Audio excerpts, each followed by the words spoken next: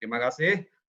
Selanjutnya Ibu dan Bapak sekalian yang dirahmati Allah, menginjak pada acara yang kedua adalah tilawah dengan membacakan ayat-ayat suci Al-Quran yang tertuang di dalam surat Ali Imran ayat 103 sampai dengan 104 oleh Ustadz Usman Baco yang beliau adalah imam salah satu masjid di Bumi Serpong, Dame. Kepada Ustadz Usman Baco, MPD, kami persilakan. Bismillahirrahmanirrahim. Assalamualaikum warahmatullahi wabarakatuh. Waalaikumsalam warahmatullahi wabarakatuh. A'udzu billahi minasy syaithanir rajim.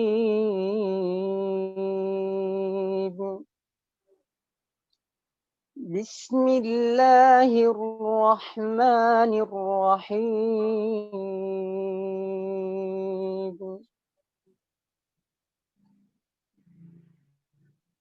Wa'tasimu bihablillahi jami'an. Wa'tasimu bihablillahi jami'an wa la tafarraqu. Wadhkuru ni'matallahi 'alaikum idh kuntum a'da'an fa'alafa baina qulubikum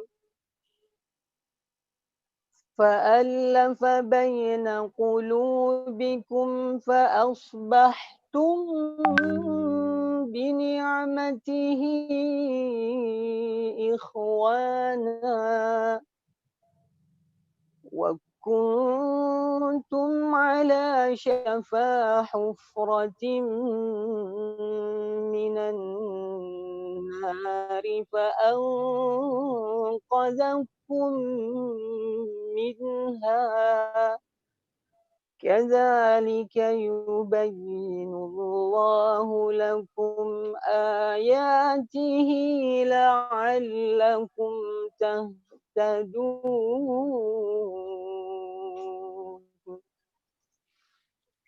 Waltakum minkum ummatun yad'una ilal khair. Waltakum minkum ummatun yad'una ilal khairi wa ya'muruna bil ma'ruf wa yanhauna 'anil munkar wa ulaika humul muflihun.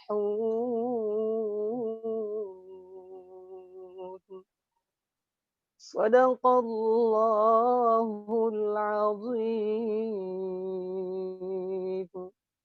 Assalamualaikum warahmatullahi wabarakatuh. Waalaikumsalam warahmatullahi wabarakatuh. Alhamdulillah, begitu merdu alunan tilawahnya dan syarat dengan makna amaliyahnya. Semoga yang membaca dan kita yang mendengarkannya senantiasa Allah limpahkan pahala dan semangat untuk mengamalkan serta mengajarkannya. Amin, amin ya robbal alamin. Ibu dan Bapak sekalian yang dirahmati Allah, alhamdulillah tablik akbar online kali ini merupakan perjalanan panjang majelis ilmu online yang diselenggarakan oleh Forum Masjid Mushola BSD dan sekitarnya melalui beberapa kegiatan antara lain safari Sabtu subuh, ngaji bisnis, dan saat ini adalah tablik akbar bersama dengan Ustadz Abdul Somad yang merupakan kajian online yang ke-20 sejak masa pandemi COVID-19. Jumlah peserta kali ini terus merangkak naik, lebih dari 400 orang peserta insya Allah akan bertambah terus, dan pesertanya atau jamaah pun tidak hanya lokal saja, regional saja, namun sudah go internasional dan bahkan insya Allah ada peserta atau jamaah dari mancanegara. Allahu Akbar. Allahu Akbar. Baiklah Ibu dan Bapak sekalian, apa itu FMMB dan apa kiprah kerja nyata FMMB? Maka kita akan simak bersama sambutan Pak Jinda Rohani selaku Ketua Presidium FMMB dan juga pengarang buku yang berisi tentang autobiografinya berjudul Santri Profesional yang Mendunia. Untuk itu kepada saudara saya Pak Jinda Rohani kami persilakan. Bismillahirrahmanirrahim. Assalamualaikum warahmatullahi wabarakatuh. Waalaikumsalam. Waalaikumsalam warahmatullahi wabarakatuh. Alhamdulillahirabbil alamin wassalatu wassalamu ala asyrofil anbiya wal mursalin wa ala alihi wa sahbihi ajmain. Rabbi shrahli sadri wa yassirli amri wahlul 'uqdatam min lisani yafqahu qawli, amma ba'du. Pertama-tama marilah kita memanjatkan puji syukur kehadirat Allah SWT atas segala nikmat dan karunia yang telah dilimpahkan pada kita semua, sehingga pada siang hari ini kita diberi kenikmatan, kelonggaran, kesempatan, dan kesehatan untuk bermuajahah meskipun secara virtual melalui online. Salawat dan salam semoga selalu tercurah ke hadapan Nabi besar Muhammad SAW, keluarga, para sahabat, dan segenap pengikutnya, dan mudah-mudahan kita semua mendapatkan syafaat di hari akhir nanti. Amin ya Rabbal Alamin. Selanjutnya kami mengucapkan terima kasih yang tak terhingga kepada Al-Mukram Ustadz Abdul Somad.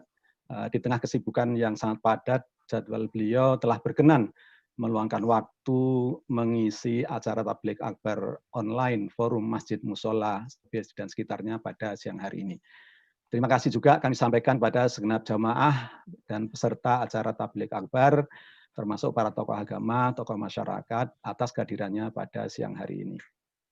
Sebelum saya menyampaikan pengantar lebih lanjut, mengingatkan bahwa pandemi COVID-19 masih belum berakhir. Untuk itu, agar kita tetap menerapkan protokol kesehatan dimanapun kita berada, semoga kita semua selamat dari penularan COVID-19 ini. Amin.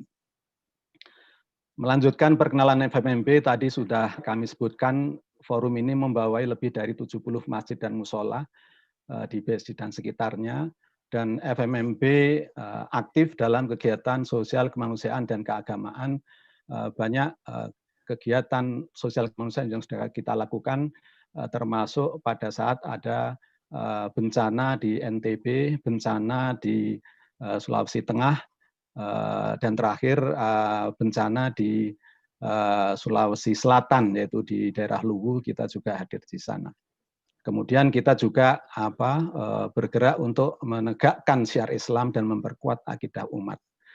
Dan sebagaimana disebutkan oleh moderator tadi, cakupan dari jamaah FMB sudah meluas ke seluruh wilayah Nusantara, bahkan ke luar negeri. Mudah-mudahan syiar Islam bisa melejit terus dengan kegiatan-kegiatan yang dilakukan oleh FMMB.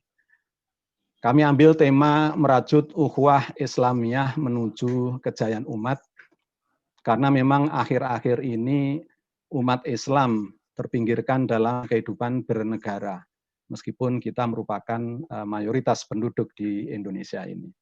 Untuk itu kita mengharapkan pencerahan dari Ustadz Abdul Somad bagaimana mempersatukan umat melalui ukhuwah Islamiyah ini untuk mencapai kejayaan umat, baik dalam kehidupan beragama maupun dalam kehidupan bernegara.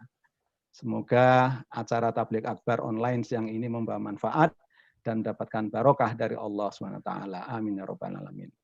Sebelum saya menutup kata pengantar ini, kami sampaikan bahwa acara safari Sabtu subuh online untuk esok pagi, sementara kita liburkan, dan insya Allah kita akan bertemu kembali di acara S3 online Safari Sabtu Subuh pada tanggal 7 November, dan kami masih mengharapkan kehadiran para jamaah sekalian.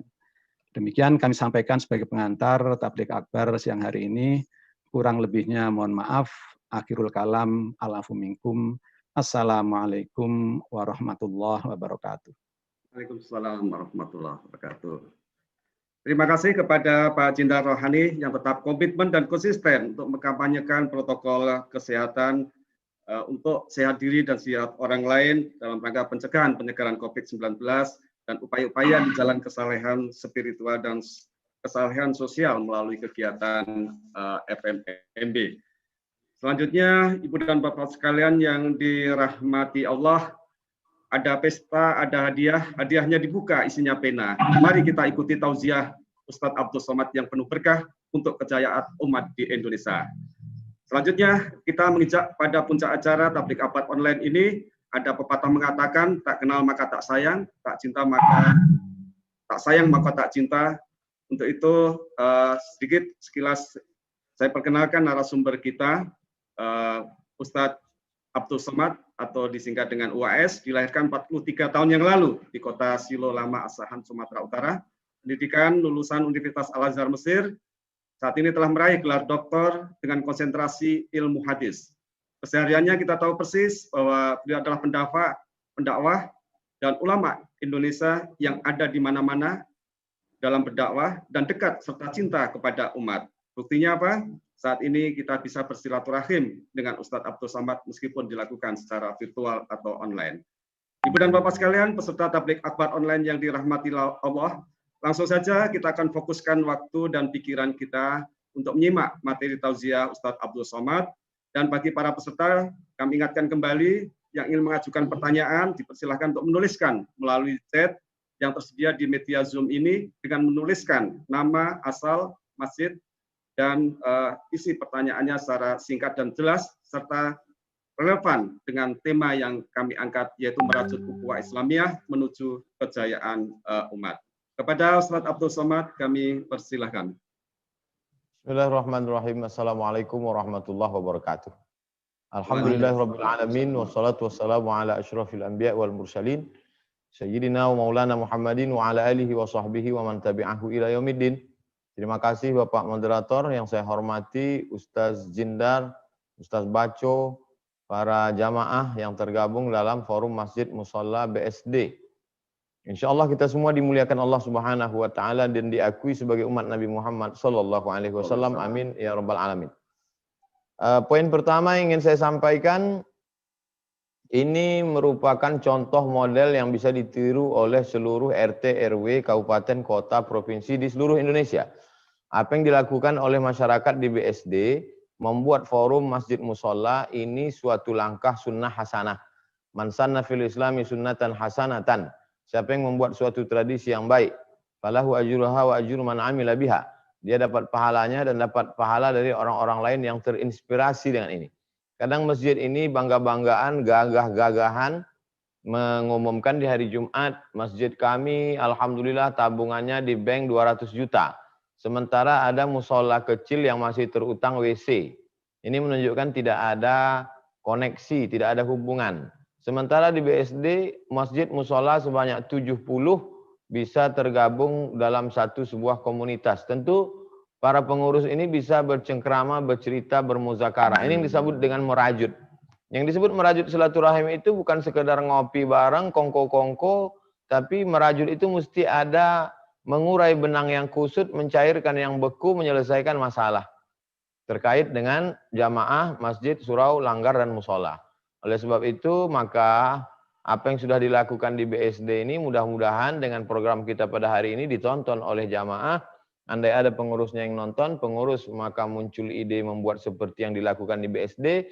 Andai jamaahnya tidak menonton, andai pengurusnya tidak melihat, tapi jamaahnya menonton, tolong sampaikan supaya di RT, RW, kecamatan, kabupaten, kota, desa, komunitas, apalagi di beberapa daerah muslim minoritas itu perlu dibuat komunitas musola surau untuk memperkuat ukhuwah Islamiyah. Ini poin yang pertama.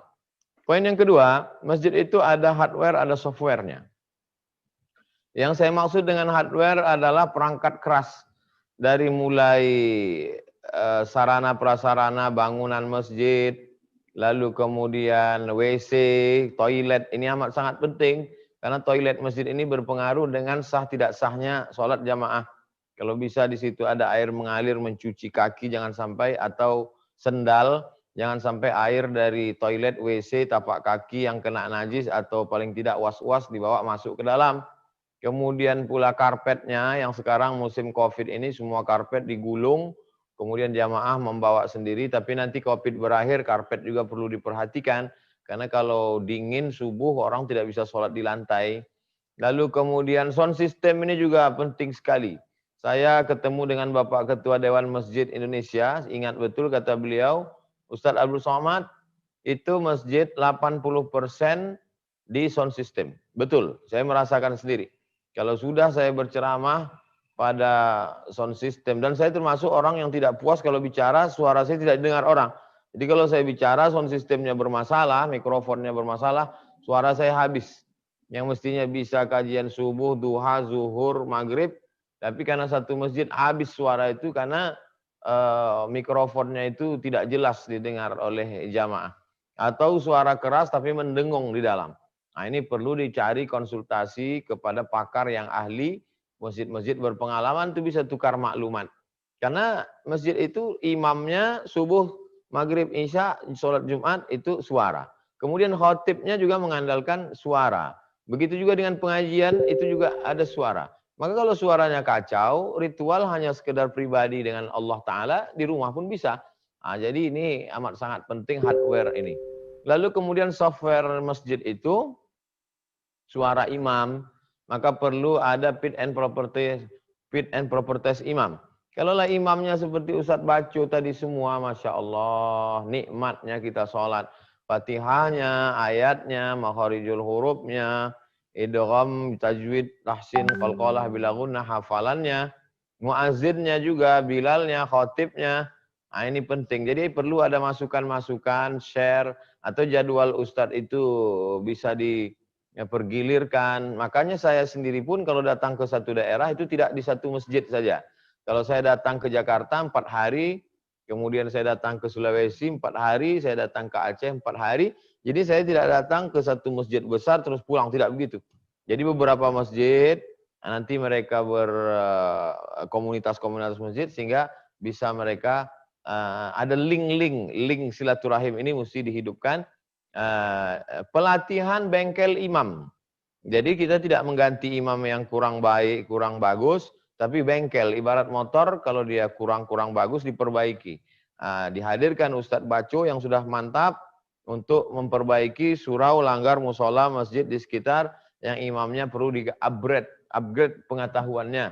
Dari mulai bilalnya juga, muazzinnya, khotib mungkin berganti-gantian, tapi imam kan ada imam tetap. Kalau bisa imam ini 2. Satu imam tetap, kemudian satu imam. Di belakang imam tetap itu ada satu imam yang kalau di Malaysia dibuatkan sajadah khusus. Sehingga nanti ketika terjadi sesuatu, imam misalnya bacaannya lupa, diluruskan dari belakang. Sehingga tidak semua orang bisa tegak di belakang. Sekarang siapa saja tegak di belakang. Mentang-mentang orang kaya, tegak di belakang imam. Atau pejabat, karena mau pilkada, tegak di belakang imam. Yang di belakang imam itu adalah orang yang memang siap menggantikan imam. Nah ini terkait dengan semuanya. Yang unsur amat sangat penting dalam software perangkat lunaknya adalah imam, kemudian muazzin, bilal, kemudian khotib, kemudian ustadz yang memberikan tausiah. Ini 3 unsur pertama. Perlunya silaturahim, kemudian hardware, sarana prasarana, perangkat kasarnya, kemudian software, perangkat lunaknya. Yang keempat, anak muda ini perlu digarap. Jadi anak muda yang selama ini jauh dari masjid, bagaimana cara mendekatkan mereka ke masjid? Oh, mereka punya tokoh-tokoh artis. Untuk BSD Jakarta ini amat sangat mudah. Beda dengan kami di Riau, di Kalimantan, di Sulawesi, di Papua, susah untuk mendatangkan anak-anak muda artis. Tapi di Jakarta tinggal, dan sebagian mereka tinggal di BSD, tinggal kontak artis hijrah, hijrah fest, kemudian musyawarah, Mas Ari Untung dan kawan-kawan, sahabat-sahabat beliau sebagai MC, sebagai pembawa acara, membuat program dari mulai i'tikaf bareng malam, kemudian sholat subuh berjamaah, kemudian kajian, menghadirkan para ustadz-ustadz muda kita, Ustadz Hanan At-Taki dari Bandung, Ustadz Muzamil Hasballah, kemudian dan para ustadz lainnya, itu semua untuk menarik anak muda. Karena anak muda ini kalau tidak dari sekarang kita garap, bagaimana Indonesia 20 tahun akan datang, itu adalah bagaimana anak muda hari ini.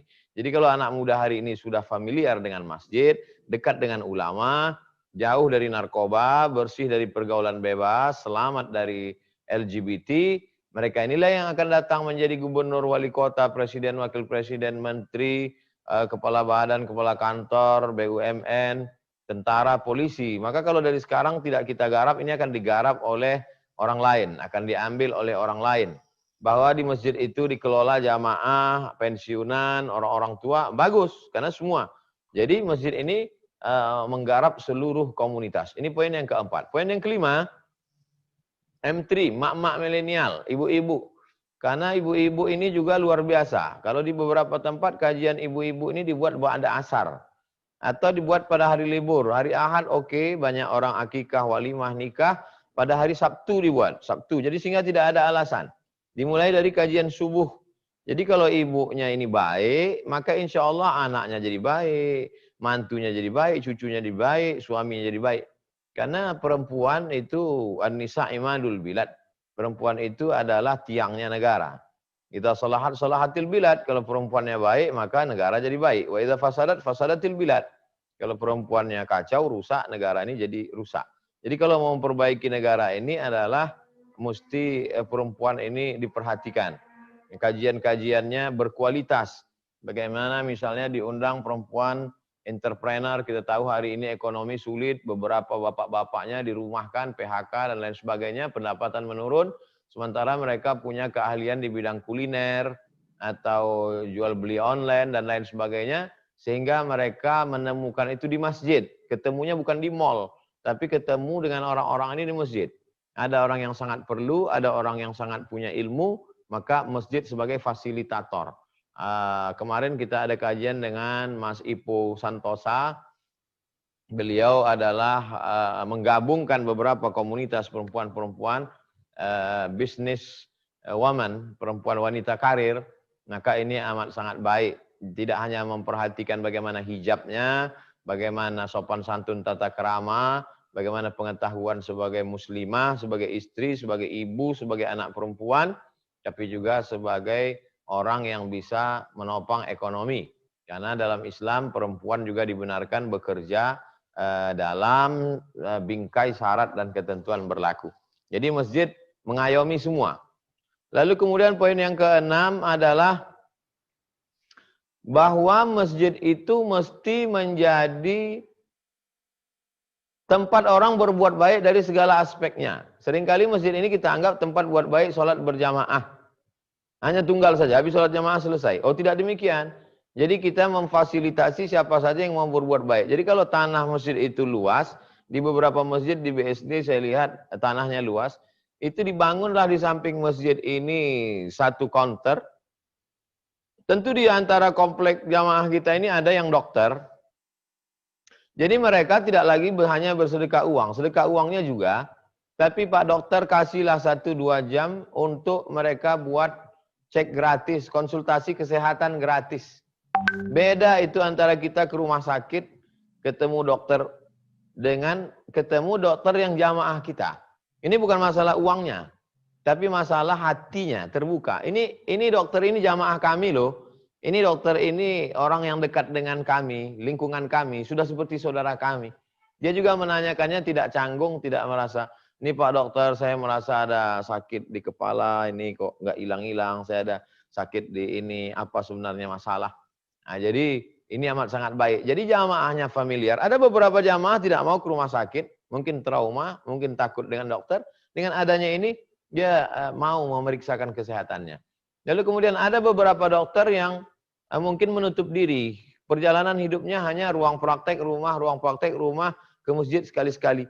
Tapi dengan adanya ini, mereka ini kan orang-orang yang cerdas, orang-orang yang pintar, secara intelektual luar biasa, tapi secara emosional, kadang mungkin karena merasa kemampuan di bidang intelektual hebat, ini perlu diselamatkan. Nah, sebab itu ada satu counter.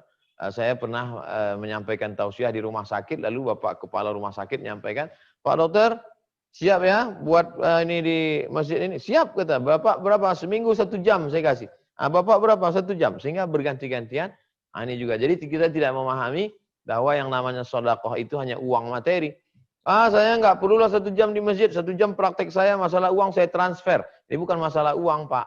Tapi ini juga ada yang lebih mahal daripada uang yang tidak ternilai dengan materi. Nah, ini penting dibuat di masjid.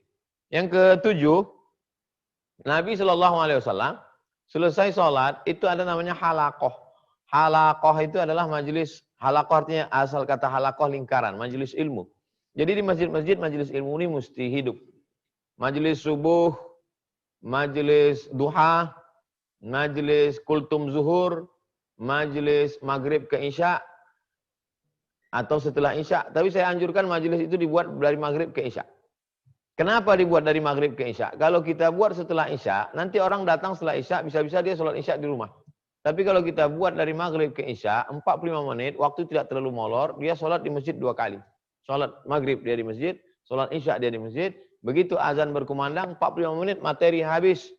Di depan mimbar itu, di depan meja Ustadz ditulis, Anda bertanya, Ustadz menjawab. Yang kajian sekarang, dijawab bisa sekarang, yang tidak terjawab berarti pekan depan. Kemudian kajian-kajian ini dibuat bersilabus. Jadi paling tidak 5 kajian itu mesti ada. Kajian akidah, kajian fikih, kajian akhlak, kajian tafsir, kajian hadis. Sehingga berkualitas. Senin, Selasa, Rabu, Kamis, Jumat, Sabtu, Ahad umum. Tablik akbar. Untuk penyegaran undang Ustadz. Ustadz Tengku Zulkarnain, Ustadz A'agim, beliau tinggal di BSD. Kemudian Ustadz Haikal Hasan, Ustadz Fulan, hadir. Nah, ini semua adalah, ada saatnya ngaji, ada saatnya ngaji ringan. Untuk yang ini memang betul-betul ngaji.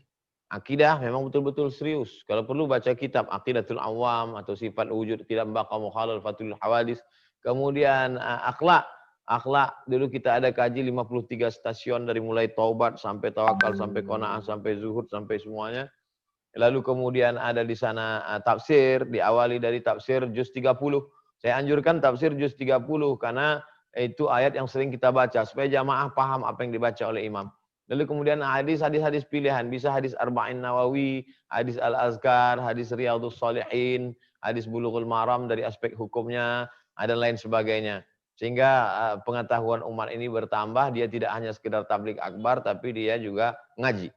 Yang kedelapan, ini sekarang memang banyak sekolah. Kita tahu sekolah ini ada yang business oriented, ada yang memang lillahi ta'ala. Tapi masyarakat untuk mengikat orang tua ke masjid, ini anak-anak ini mesti dikelola dengan baik. Anak-anak yang sebelum SD diajar nari, joget, nyanyi, udah selesailah kita dengan ini. Jangan lagi anak-anak kita ini nyanyi, joget, lompat-lompat, itu memang bagian dari permainan mereka. Tapi kalau sampai dia mau masuk SD hanya cuma pandai nyanyi, joget, dan menari, padahal dalam Islam itu diajarkan muru auladakum bis shalah, suruh anak kamu sholat ketika berumur 7 tahun. Berarti kalau umur 7 tahun kelas 1 SD dia sholat, sebelum 7 tahun dia sudah hafal surat-surat pendek, paling tidak juz 30. Oleh sebab itu maka perlu kita buat TK Quran atau rumah Quran. Jadi saudara-saudara yang punya banyak rumah, menunjukkan kau kaya bukan rumahmu yang banyak, tapi berapa rumah ini tolong buat jadi rumah Quran. Syukur-syukur rumah Quran itu ada di dekat lingkungan masjid, musola. Sehingga anak-anak terikat di sana, terikat hatinya, ini yang disebut dalam hadis, syabun nasya'a fi ibadatillah. Anak muda yang tumbuh dalam ibadah kepada Allah. Jadi kalau dia sebelum masuk SD sudah hafal juz 30, sehingga nanti ketika dia masuk SD, dia hanya tinggal memperbaiki bacaan, memperbaiki akhlak. Dia sudah punya modal yang luar biasa. Syukur-syukur tanahnya lapang, lalu bisa dibuat di situ TK Quran, SD Quran, SMP Quran, SMA Quran. Quran orientasinya. Tapi bukan berarti karena Quran lalu mereka tidak belajar fisika, kimia, biologi, matematika, bahasa Inggris. Tetap belajar. Nah ini amat sangat. Kalau ada di situ tidak mampu, pasang subsidi silang. Nah ini semua adalah supaya semuanya terkait ke masjid. Kenapa masjid kosong? Salah satunya adalah masjid tidak ada magnet menarik. Maka kalau ini dilaksanakan, masjid menjadi menarik. Dari mulai bacaannya, sound systemnya, karpetnya, lingkungannya, ada pemeriksaan kedokterannya, medisnya, ada pendidikannya. Semalas-malasnya Bapak Ibu ke masjid, tapi kalau sudah anaknya ada sekolah di masjid, dia pasti akan datang. Dia akan jeb antar anaknya sekaligus sholat maghrib. Dia ikut pengajian dari maghrib ke isya. Bapak-bapaknya di sini, anak-anaknya di emperan. Nanti dari isya dia sholat pulang. Paling tidak dia ke masjid. Membiasakan ke masjid. Jangan sampai hanya jenazah saja yang dibawa ke masjid. Jadi saya kira inilah sebagai pengantar dialog kita beberapa poin, 20 menit lebih kurang saya sampaikan beberapa poin terkait dengan merajut silaturahim, merajut ukhuwah, tidak hanya sekedar datang, kumpul, takbir akbar, selesai. Tidak. Tapi ada target-target yang mau dicapai. Umat Islam ini bisa bersatu kalau ada musuh bersama. Maka jadikanlah ini bukan musuh bersama, tapi target bersama. Saya kira demikian Al-Mukarram, demikian Bapak Moderator. Saya kembalikan. Terima kasih. Assalamualaikum warahmatullahi wabarakatuh. Waalaikumsalam warahmatullahi wabarakatuh. Bapak Ibu, para jamaah peserta tabligh akbar yang dirahmati Allah, begitu kita terkesima dan sangat khidmat sekali kita mengikuti tauziah yang telah disajikan oleh guru kita Ustadz Abdul Somad. Untuk lebih dekat dengan Ustadz sebagai narasumber, maka peserta akan kita berikan kesempatan ya untuk tanya jawab, dan sesuai dengan chatting yang cukup banyak nih Ustadz Abdul Somad yang masuk, yang jelas sebagian besar adalah sangat mengapresiasi ya atas terselenggaranya acara ini dari peserta, sehingga Ustadz Abdul Somad bisa bergabung dengan para jamaah. Nah, akan kami bacakan 3 pertanyaan lebih dahulu ini, Ustaz. Baik. Yang pertama, pertanyaan muncul dari Bapak Dr. Sarif Darmawan dari Sakinah TV, yang intinya bahwa Rasulullah itu pernah naik tangga 3 undakan. Nah, kemudian Malaikat Jibril mengaminkan pada tangga yang pertama dan yang kedua, tetapi tidak mengaminkan ya untuk tangga yang ketiga. Yang isinya itu adalah jangan buat umatku itu berpecah belah. Jadi mohon pencerahan dari Ustadz Abdul Somad. Kemudian yang kedua adalah terkait dengan masalah ukhuwah Islamiyah juga, dengan adanya perkembangan yang terjadi ya di pemerintah Prancis pada saat ini, bagaimana kita menyikapi secara semat atas perlakuan Islam di negaranya, yaitu di Prancis. Itu dari Pak Abdul Qadir. Dan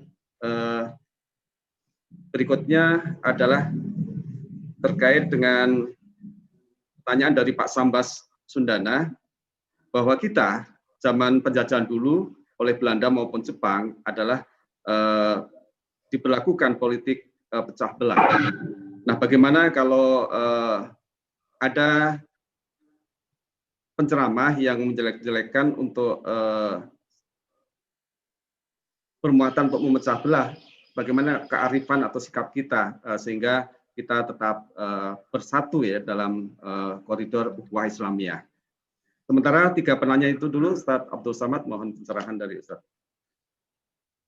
Baik, terima kasih. Yang pertama, Nabi mengucapkan amin, amin, amin. Lalu sahabat bertanya, kenapa tidak ada angin, tidak ada hujan, nggak ada yang berdoa, kenapa kau ucapkan amin? Kata Nabi, karena tadi ada Jibril alaihi salam datang. Ketika aku berada di anak tangga pertama, aku katakan amin. Anak tangga kedua amin, anak tangga ketiga amin, anak tangga mimbar tempat Nabi menyampaikan khutbah itu anak tangganya 3, 1, 2, 3, Nabi di atas. Kenapa Nabi katakan amin? Pertama, karena Jibril berdoa, bu'dan liman dzukirta wa lam yusalli alaika. Celakalah orang yang ketika namamu disebut dia tidak mau bersolawat. Maka kata Nabi amin. Anak tangga yang kedua, Nabi mengatakan amin. Kenapa engkau katakan amin? Karena Nabi mendengar Jibril berdoa, bu'dan liman adraka Ramadan falam yughfarlah. Celakalah orang yang ketika dia berjumpa dengan bulan Ramadan tapi doanya tidak diampuni, maka Nabi mengatakan amin. Anak tangga ketiga, Nabi mengatakan amin. Kenapa Nabi mengatakan amin? Karena Jibril berdoa, bu'dan liman adraka walidahul kibara ahaduhuma aw kilahuma falam yudkhilahul jannah. Celakalah orang yang ketika dia sempat hidup bersama kedua orang tuanya atau salah satu sampai berusia lanjut, tapi dia tidak masuk surga karena tidak sempat berbakti kepada orang tua. 3. Celaka jumpa Ramadan, tidak diampuni karena tidak beribadah. Celaka disebut nama Nabi, tidak mau bersolawat. Celaka orang yang ketemu dengan orang tua tidak masuk surga karena tidak sempat berbakti. Hadis ini ada dalam kitab Mustadrak Al-Hakim. Al-Hakim ulama ahli hadis yang terlalu mudah mensahihkan hadis. Kata Imam Al-Hakim, hadis ini statusnya sahih. Maka tidak diterima kalau hakim berkata sahih sebelum disahihkan juga oleh Imam Az-Zahabi. Imam Az-Zahabi mengatakan sahih juga. Maka hadis ini sahahahul hakim wa wafaqahu Az-Zahabi. Hadisnya sahih disetujui oleh Imam Az-Zahabi. Lalu kemudian muncul hadis palsu yang mirip seperti ini. Mirip seperti hadis ini. Hadis ini cuma satu. Muncul hadis lain mirip seperti ini tapi bukan asli, yang KW-nya. Di antaranya yang selalu dibawa penceramah sebelum Ramadan. Jangan terima puasa orang kalau belum minta maaf pada orang tuanya. Amin. Jangan terima puasa orang kalau belum minta maaf kepada tetangganya. Amin. Jangan minta maaf puasa orang kalau belum minta maaf kepada suaminya. Amin. Ini bukan hadis sahih. Ini hadis palsu. Saya sudah tulis ini di kolom koran beberapa waktu yang lalu online maupun yang koran cetak. Nah, jadi itu tentang hadis tadi. Adapun pertanyaan Bapak bahwa Nabi naik tidak mengaminkan doa ketiga, jangan pecah belah umatku, maka tak ada hadis itu. Hadis itu hanya satu ini saja. Adapun tentang larangan berpecah belah, kalau ada Al-Quran lebih kuat, kenapa kita pilih hadis yang belum tentu sahih? Wa'tasimu bihablillahi jami'an wa la tafarraqu. Itu yang dibacakan Ustaz Baco tadi. Wa'tasimu bihablillah. Berpegang teguhlah kamu dengan tali Allah. Tali Allah itu maksudnya Islam. Wala tafarraqu. Kalau sudah kamu berpegang teguh dengan Islam, jangan lagi kelahi berpecah belah sehingga apalagi sudah dirajut dengan ukhuwah Islamiyah di FMMB, Forum Masjid Musalla BSD. Kedua, bahwa dulu Nabi SAW dihina, dicaci maki, dikatakan sahir, tukang sihir, dikatakan kazab, tukang bohong, dikatakan majnun, orang gila, dikatakan asatirul awalin, tukang dongeng, itu pernah. Tapi kapan? Ketika di Makkah, saat Islam masih lemah. Tapi setelah pindah ke Madinah itu tidak terjadi lagi, karena Islam sudah kuat, punya kekuasaan. Belajar dari periode Makkah dan Madinah, kalau mau kita tidak diejek, diolok-olok, kita mesti kuat. Kuat ekonomi, kuat politik. Kenapa Perancis yang sebesar Upil itu berani ngejek kita? Karena kita memang lemah. Belanda menjajah kita, Inggris menjajah Malaysia, Singapura, Brunei Darussalam, Itali menjajah Libya sampai digantung Umar Mukhtar, Spanyol menjajah bagian utara Maroko, Prancis laknatullah, Prancis menjajah Aljazair, Tunisia, Maroko.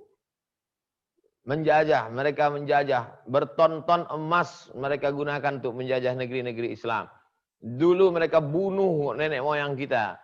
Sekarang setelah merdeka, mereka menjajah lagi dengan jajahan pemikiran, brainwash. Kenapa? Karena kita lemah secara ekonomi dan politik. Oleh sebab itu ini menjadi cambuk buat kita, supaya kita kuat. Apa yang bisa kita lakukan sekarang? Yang bisa kita lakukan sekarang adalah jihad boykot. Boykot produk-produk Prancis. Sebagaimana yang dilakukan di Jazirah Arab. Kita, Mesir cuma 60 juta. Mesir penduduknya cuma 60 juta. Maroko cuma 30 juta. Kita hampir 300 juta. Kita amat sangat bisa memboykot produk-produk mereka. Mereka tidak punya sumber daya alam. Dia tidak punya minyak. Dia tidak punya hutan. Dia tidak punya sagu. Dia tidak punya laut. Dia hanya punya produk, barang dagang. Kalau tidak kita beli, mati. Oleh sebab itu maka umat Islam mesti bersatu kuat.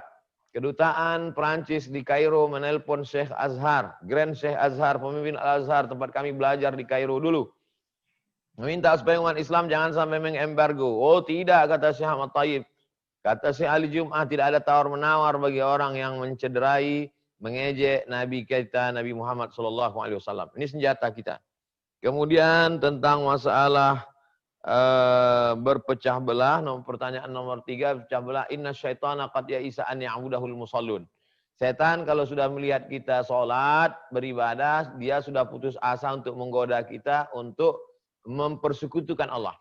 Karena kita sudah tahu, inna sholati wa nusuki wa mahyaya wa mamati lillah. Sholli fadhal maghribi salat raka'atin adalah ma'muman lillah. At-tahiyatul mubarakatuh shalawatut thayyibatu lillah. Dia sudah tahu bahwa kita tidak mungkin lagi menyembah selain Allah. Walakin fit tahrish. Tapi dia tanamkan permusuhan di antara pengurus, di antara pengurus musola, di antara pengurus komunitas, di antara jamaah, masalah khilafiyah, masalah kunut nggak kunut, masalah usoli nggak usoli, masalah azan 2 kali, masalah zikir jahar, masalah sayyidina. Saya sudah bahas khilafiyah ini dalam buku 37 masalah populer, bisa juga dilihat di YouTube, bisa juga dilihat di somatmoroko.blogspot.com. Itu semua adalah perlunya kajian-kajian yang tidak memecah belah umat. Kalau ada isu-isu, in ja'akum fasiqun binaba'in fatabayyanu, klarifikasi. Kalau bisa dipertemukan, didialogkan ustaz-ustaz di masjid itu amat sangat baik sekali. Saya kira demikian 3 pertanyaan ini. Wallahu a'lam bishawab. Baik, cukup jelas penjelasan dari Ustadz Abdul Somad. Nah, untuk sesi yang kedua, ini juga banyak yang masuk, Ustadz. Bisa kami lanjutkan, Ustadz? Ya. Berikutnya adalah sejalan ya dengan apa yang menjadi catatan kita atas materi dari Ustadz Abdul Somad tadi ya. Di antaranya bagaimana kita bisa menggait, menjaring atau punya daya magnet ya supaya anak-anak muda itu bisa mau ya ke masjid gitu ya dengan segala aktivitasnya. Nah, salah satu di antara upaya yang dilakukan ini adalah masjid pasang akses WiFi. Bagaimana menurut Ustadz Abdul Somad? Kemudian yang kedua, ini ada pertanyaan dari seorang ibu-ibu ya, Bu Eni Hastuti, yang intinya pertanyaannya itu bagaimana tinjauan Islam atau perspektif Islam ya kepemimpinan seorang perempuan. Mohon pencerahan, Ustaz. Perspektif Islam tentang perempuan? Kepemimpinan seorang perempuan dalam tinjauan Islam, Ustaz. Oke. Ya. Masjid pakai wifi boleh dalam kurung syarat dan ketentuan berlaku. Pertama, laki-laki, perempuan, anak remaja kalau ke masjid untuk ambil wifi gratis ini, maka dia mesti jangan campur aduk laki-laki perempuan. Ini yang laki-laki di sini, yang perempuan di sini. Jangan dia ketawa, ngobrol, cekikikan sehingga masjid seperti mall. Hilang kehormatan kemuliaan masjid.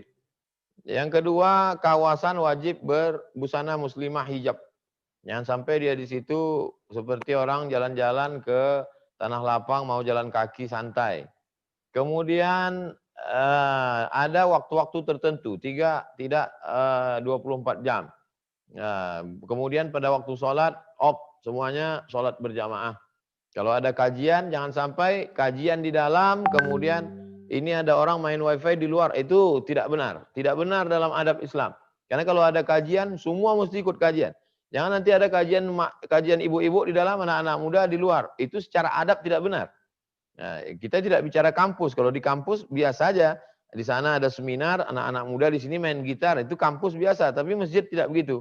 Kita diajarkan majelis ilmu lebih utama daripada sholat sunat. Kalau majelis ilmu lebih utama daripada sholat sunat, kenapa bisa ada majelis ilmu di sana, di sini orang main internet? Itu enggak benar menurut adab-adab tata kerama sopan santun Islami. Lalu kemudian syukur-syukur ketika mau kasih passwordnya dipasang password supaya tidak semua orang bisa pakai. Kita kasih password sudah hafal berapa, walaupun tidak memaksa tapi paling tidak itu. Nah, ini passwordnya hafal surat Ad-Duha, passwordnya hafal Amma Yatasa'alun. Itu menjadi motivasi dia menjadi bersaing. Nah, saya kira itu sekedar beberapa catatan tentang wifi masjid. Yang kedua tentang kepemimpinan perempuan. Lan yufliha qaumun walau amrahum imra'atun. Walau amrahum imra'ah. Tidak akan beruntung suatu kaum kalau dipimpin oleh perempuan. Begitu bunyi hadisnya. Tidak akan beruntung suatu kaum kalau dipimpin oleh perempuan. Nah, hadis ini ada kronologisnya yang disebut dengan asbabul urud.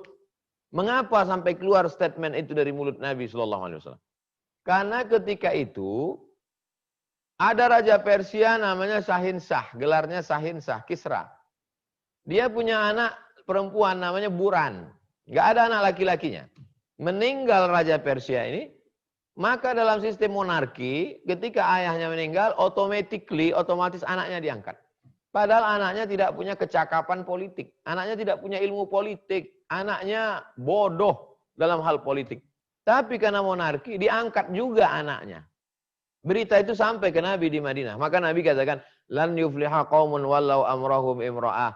Tidak akan beruntung Persia karena mengangkat perempuan yang tidak cakap secara politik sebagai pemimpin mereka. Dan betul, Persia tumbang. Persia tidak punya kuasa apa-apa. Padahal dulu Persia pernah mengarahkan Romawi. Waktu itu ada blok barat, ada blok timur. Dalam Quran diabadikan tentang kekalahan Romawi melawan Persia. Ghulibatir Rom. Bangsa Romawi dikalahkan. Fi adnal ardi. Adnal ardi artinya bumi terendah. Posisi tempat perang itu sekarang menjadi permukaan bumi terendah di dunia. Itulah dia Dead Sea, Laut Mati. Al-Bahrul Mayit di Yordania, tempat peperangan antara Romawi dengan Persia. Jadi, tidak boleh perempuan menjadi pemimpin kalau dia tidak punya kecakapan. Lalu bagaimana kalau perempuan itu menjadi anggota legislatif? Maka Syekh Yusuf Al-Qardawi dalam bukunya Min Fiqhid Daulah, fikih politik mengatakan, boleh perempuan menjadi wakil rakyat di parlemen dengan syarat dan ketentuan berlaku. Sama seperti syarat perempuan beraktivitas di luar rumah. Jadi businesswoman, jadi wanita karir. Dia boleh dengan syarat. Pertama, la tabarrujna tabarrujal jahiliyatil ula. Tidak bersolek-solek jahiliyah. Kalaupun dia pakai solek, masih pada batas kepantasan. Yang kedua, la yakhluwanna rajulun ma'amra'atin illa ma'azi mahramin. Tidak berdua-duaan dengan laki-laki yang tidak mahram. Yang ketiga, la tusafiranna mar'atun illa ma'azi mahramin. Tidak boleh dia musafir kalau tidak ada dengan mahram. Yang keempat, dengan izin suaminya. Karena ar-rijalu qawwamuna 'alal nisa, laki-laki sebagai pemimpin. Walaupun dia menang jadi anggota legislatif DPRD, DPR RI, maka suaminya itu tetaplah sebagai pemimpin. Di rumah dia tetap menjadi anggota.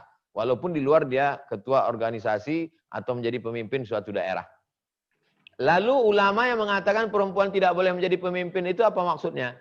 Tidak boleh menjadi pemimpin mutlak.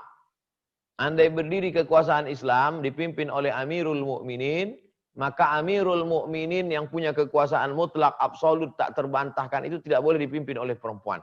Selama perempuan itu punya kekuasaan yang bisa dijatuhkan, diturunkan, di-impeachment, bisa diangkat, diturunkan, maka dia boleh menjadi pemimpin. Begitu fatwa dari Syekh Muhammad Al-Ghazali dari Mesir. Saya pernah sampaikan ini ketika terjadi konflik calon wali kota perempuan. Saya tidak mendukung pihak manapun, saya menyampaikan secara hukum Islam. Adapun di beberapa daerah, kabupaten, yang calon bupati, calon wali kotanya ditolak oleh para ulama, bukan karena dia perempuan. Tapi karena dia tidak punya kecakapan, tidak punya keahlian. Hanya modal bapaknya, emaknya, kakeknya, neneknya, buyutnya. Hanya modal itu saja. Apapun tak ada pandai dia. Nah, itu yang tidak dibenarkan. Tapi kalau dia ahli, idza wusidal amru ila ghairi ahli fantaziris sa'ah. Kalau diberikan sesuatu bukan pada ahlinya, maka tunggulah kehancuran.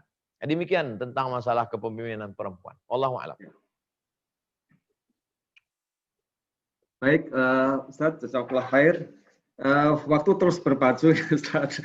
Sebenarnya ada beberapa pertanyaan melalui chat yang disampaikan juga ya. Namun karena waktu yang membatasi kita semua, ini adalah sebagai perwujudan bahwa Ustadz Abdul Somad adalah banyak sekali fansnya ya. Semoga nanti teman-teman dari beberapa pertanyaan tadi sekaligus mewakili ya pertanyaan para jamaah yang lainnya. Sekiranya belum, tentu saja Ustadz Abdul Somad sangat dekat kita kenal melalui media digital lainnya ya seperti YouTube, Facebook, Instagram maupun media sosial yang lainnya. Jadi mohon kesabaran kepada Ibu dan Bapak sekalian yang pertanyaan melalui chatnya belum bisa terjawab secara langsung oleh Ustadz Abdul Somad. Baiklah, untuk selanjutnya kepada Ibu dan Bapak sekalian para jamaah Majelis Akbar online yang dirahmati Allah, ada beberapa informasi kekinian, mohon izin pada Ustadz Abdul Somad kami menyampaikan. Yang pertama adalah infak online yang telah kami publikasikan melalui flyer yang kami menyebutnya di internal kami adalah kenceleng online kepada Ibu dan Bapak sekalian yang ingin berkontribusi silahkan saja bisa menyimak ya melalui kegiatan infak online, Keceleng online. Dan kami laporkan kepada Ustadz Abdul Somad beberapa item diantaranya dari 8 item yang disampaikan oleh Ustadz Abdul Somad itu sebagai informasi kekinian juga bahwa beberapa masjid di Bumi Serpong Damai itu juga sudah mempraktekkan ya klinik secara gratis di beberapa masjid, dan FMMP saat ini sedang berinisiasi bekerja sama dengan BPN terutama terkait dengan gerakan les swasta seperti itu. Ustaz. Alhamdulillah. Baiklah Ibu dan Bapak sekalian yang dirahmati Allah, dari pembahasan kita melalui materi yang disampaikan oleh Ustadz Abdul Somad dan sekaligus melalui hanya jawab tadi, kiranya saya akan menyimpulkan bahwa terkait dengan kegiatan tabligh akbar secara online bersama Ustadz Abdul Somad ini, kita tetap meyakini ya bahwa semuanya merujuk pada sumber kita, yaitu kitab suci Al-Quran dan juga hadis Rasulullah sebagai acuan kita bersama. Nah, kemudian dalam tataran implementasinya tentu saja kita perlu melaksanakan secara istiqomah dan kafah, baik secara personal maupun secara kelembagaan. Dalam perjalanannya tentu saja kita terus melakukan review secara berkala, terutama 8 pointers ya yang menjadi tantangan kita bersama ya yang disampaikan oleh Ustaz Abdul Somad tadi sebagai media untuk bermuhasabah diri maupun secara kelembagaan dengan senantiasa melakukan perbaikan secara berkelanjutan. Dan terakhir, apapun yang sudah kita dapatkan oleh bersama Ustadz Abdul Somad ini tentu saja perlu kita lanjutkan dalam tataran amaliyah, yaitu terintegrasi. Mari kita terapkan secara terintegrasi dengan bersinergi dan kolaborasi dengan membangun sebuah ekosistem ukhuwah Islamiyah menuju kejayaan umat. Allahu Akbar. Allahu Akbar.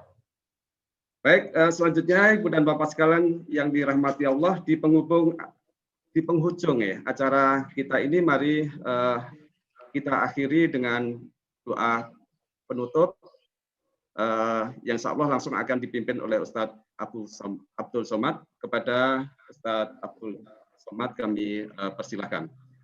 Astaghfirullahalazim, astaghfirullahalazim, astaghfirullahalazim, alladzi la ilaha illa huwal hayyul qayyum wa atubu ilaih. A'udzubillahi minasyaitonir rajim. Bismillahirrahmanirrahim. Alhamdulillahirabbil alamin. Arrahmanirrahim. Maliki yaumiddin. Iyyaka na'budu wa iyyaka nasta'in. Ihdinas siratal mustaqim, siratal ladzina an'amta 'alaihim ghairil maghdubi 'alaihim waladdallin. Amin. Allahumma shalli 'ala sayyidina Muhammad wa 'ala ali sayyidina Muhammad. Allahumma ja'alna minal mutahabbina bi jalalik. Jadikan kami orang-orang yang berkasih sayang karena Engkau. Azillana tahta zilli arsyika yauma la zilla illa zilluk. Beri kami naungan di padang mahsyar pada saat tak ada tempat bernaung kecuali hanya singgasana arasmu ya Allah. Allahumma ja'alna min mu'ammiri masajidik. Jadikan kami orang-orang yang memakmurkan masjidmu dengan salat berjamaah, dengan qiyamul lail, dengan salat-salat sunat dan senantiasa istiqamah. Allahumma arzuqnal istiqamata 'ala syari'atil warra' wa tariqatil bayda. Allahumma tahhir qulubana minan nifaqi wal hasadi. Sucikan hati kami dari kemunafikan dan hasad yang dapat merusak persaudaraan ukhuwah Islamiyah kami ya Allah.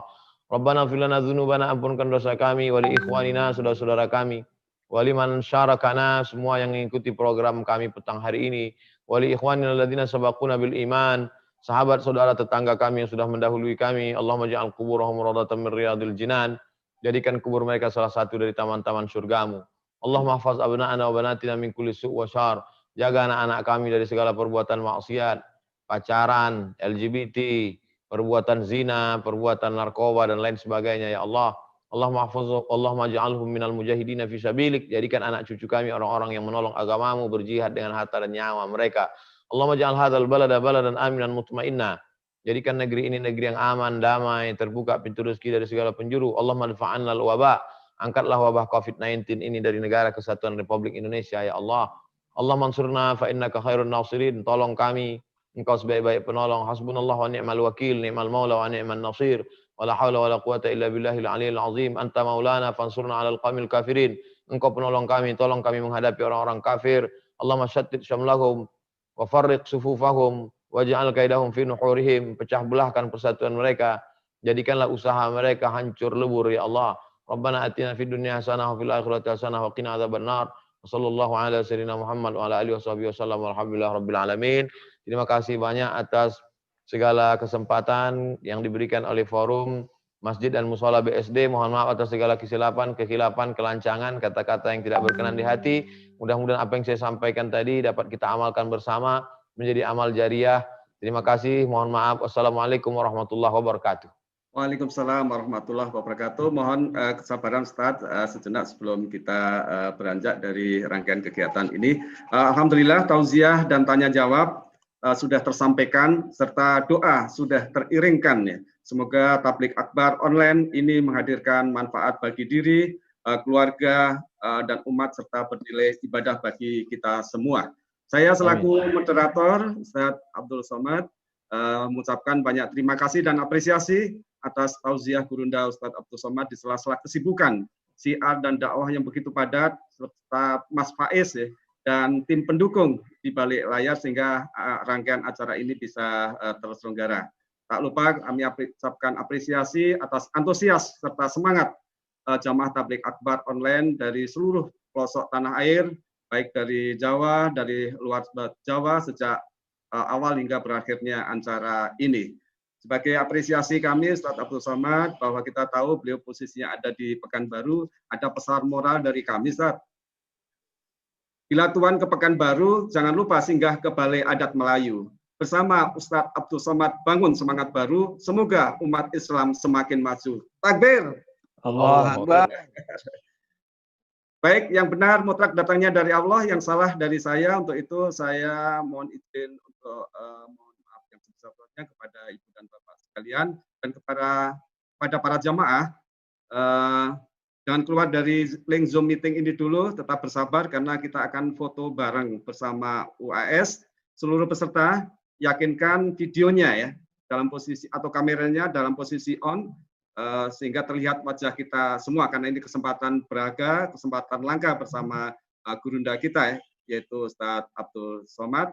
Dan foto bareng ini akan kita lakukan secara serentak dari rekan-rekan kami selaku penyelenggara dan juga dipersilahkan ya kepada para peserta untuk melakukan foto bareng ya dengan kamera masing-masing.